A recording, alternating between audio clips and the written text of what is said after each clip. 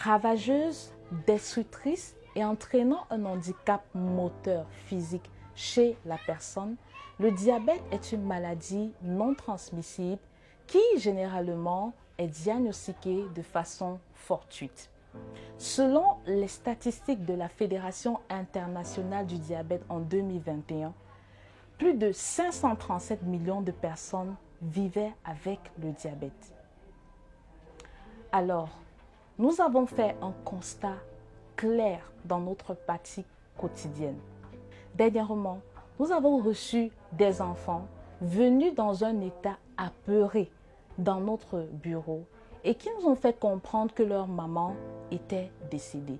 Alors nous avons utilisé l'ambulance de l'hôpital et nous sommes allés directement retrouver la dame en question. Lorsque nous sommes arrivés, nous avons constaté que la maman était allongée au sol. Nous avons directement mesuré sa glycémie qui s'est retrouvée indétectable.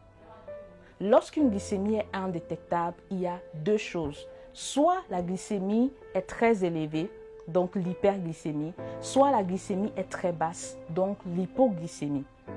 Alors nous avons constaté que la glycémie était indétectable. Nous avons touché le pouls et nous avons constaté que la maman était décédée.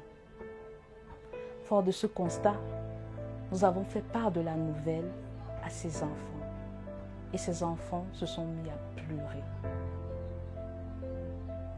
Qu'est-ce que nous devons retenir dans cette histoire?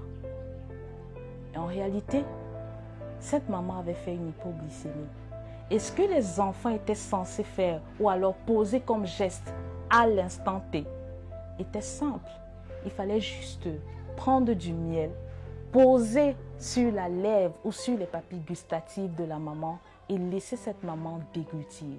Ou alors tout simplement écraser un peu de sucre, like 4 carreaux de sucre, dans un peu d'eau et faire déglutir la maman tout en arrêtant sa nuque pour que celle-ci ne puisse pas avaler de travers.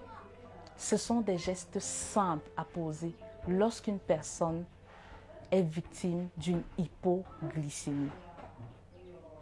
Alors, si ces enfants ou alors son entourage, la famille, avaient reçu l'éducation adéquate pour pallier à ce problème, je pense que cette maman aujourd'hui serait encore vivante. Et si ça avait été votre cas, qu'auriez-vous fait? Je suis Ngonga Alice Catherine, infirmière et diététicienne. Je suis spécialisée dans l'éducation et l'accompagnement des personnes diabétiques.